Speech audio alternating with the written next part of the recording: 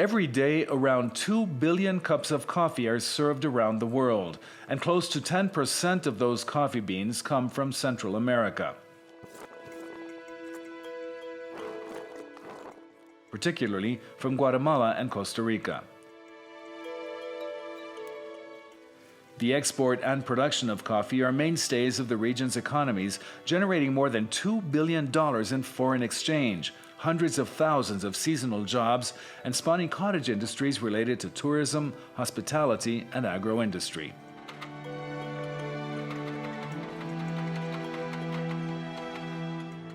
The Central American coffee industry has had its ups and downs. Buffeted by fluctuating prices on the global commodities exchange, diseases such as coffee rust, and most recently the COVID pandemic that disrupted global prices. Some coffee growers remain optimistic about the future of the industry. Felix Cordero is with the Coffee Producers Cooperative in Costa Rica.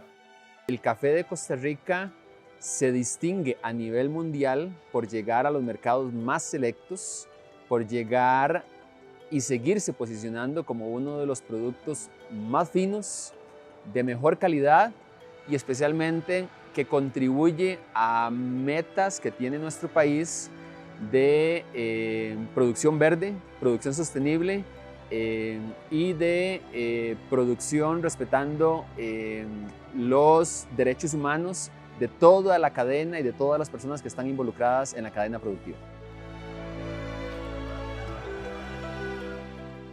But recently, producers around the region have faced a new and potentially big problem: a lack of available workers. Coffee growing is very labor-intensive. Cherries have to be hand-picked, and the mountainous terrain in which coffee is generally grown requires long, hard hours during the harvest season, for 5 months after the rains. It's not easy work, and I mean you're working, usually under the sun, particularly during the harvest season, which tends to be in Guatemala, the dry season. So it's not necessarily easy, and there is a labor market. There's competition for that labor, and as in any labor market, you have to try to see if you can pay the wages against a better offer. And that's when it becomes challenging, particularly agricultural products in general.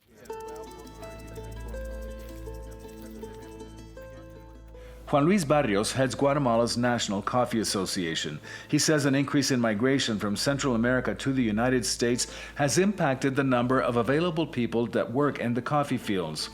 And higher paying jobs in the U.S. attract workers willing to make the dangerous journey north. The U.S. labor market it has an influence, raising now the minimum wage, plus what happened last year with the Great Resignation.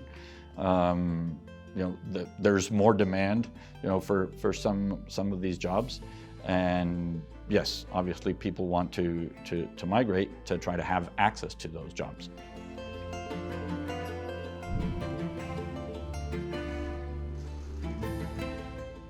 And then there's the effect of the remittances sent home by those workers who migrated. Money sent back, which in Guatemala is estimated at more than $1 billion in 2021, is stimulating the local construction market, which is also causing a shortage of workers. A good portion of those remittances that are sent back home are used to improve, usually the first thing that they do is improve their homes, which is good for the family.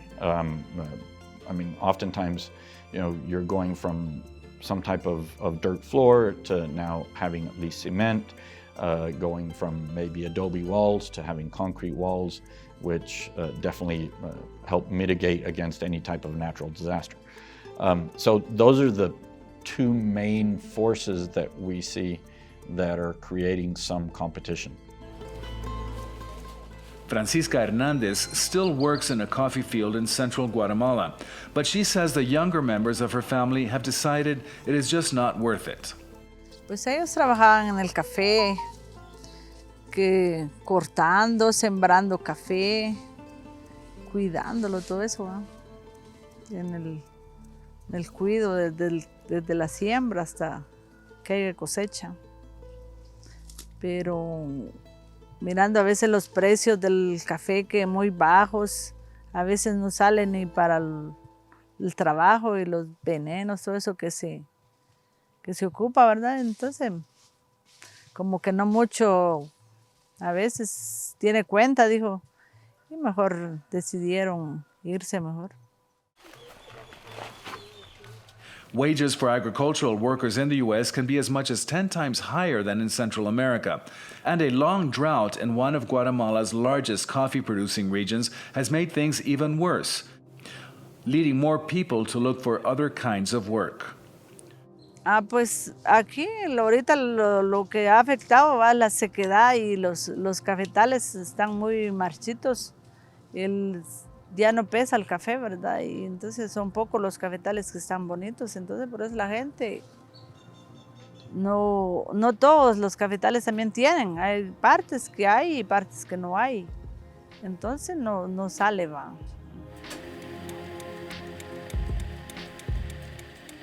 Throughout the region, concerns about the viability of the industry are high. Patricia Fonseca runs a coffee shop in San Jose, Costa Rica's capital. Sí cambió un poquito, ya la mano de obra ya se fue haciendo otra serie de cosas, ¿verdad? Ya no hubo tanto interés en la recolección del café, entonces claro que nos afecta porque nosotros vivimos de esto y el café es muy buscado a nivel del mundo, entonces no se puede quedar varado.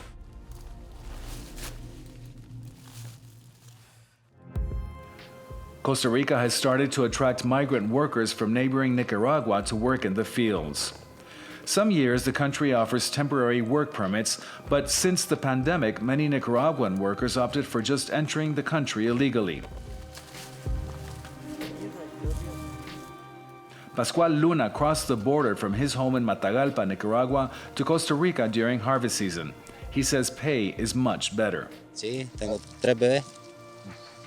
Sí, entonces aquí ganamos un poco y ya diferente la plata de allá. Aquí la plata de aquí rinde mucho allá.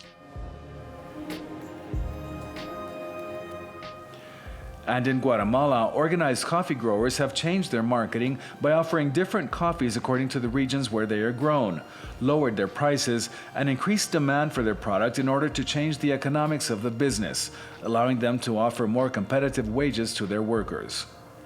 It's not a one-year fix, it's a multi-year topic, and sometimes you run out of gas, along the way. So what we did was, no, let's do this the other way around. Let's work with your current productivity, and then let's move our costs to fit within that sales budget, and then make sure you're profitable, and then we'll increase your yields little by little. So that's one part of the formula. And then the other part of the formula is we did a branding change, a new image for Guatemalan coffees for the external market. And here we have traditionally, and for the past 25 years, we've traditionally been focused on marketing the roasters and importers. And it has been very successful. Guatemala was the first country that came out with regions, and many other countries followed. Building on this base, our next step is now wanting to reach the end consumer and wanting the end consumer first to know Guatemala, because part of our research showed that oftentimes they don't even know where Guatemala is, much less that we grow coffee. And so that when the consumer goes either to the coffee shop or to the supermarket or wherever they're consuming coffee, they think of Guatemalan coffees and the wide diversity of flavors that we have to offer. And with that, hoping to create some traction and some pull so that we can actually increase our average sales price for Guatemalan coffee. So again, it's trying to attack the problem from both ends, one, the cost, the other, trying to increase the overall or average price for Guatemalan coffees so that we can compete in the labor market.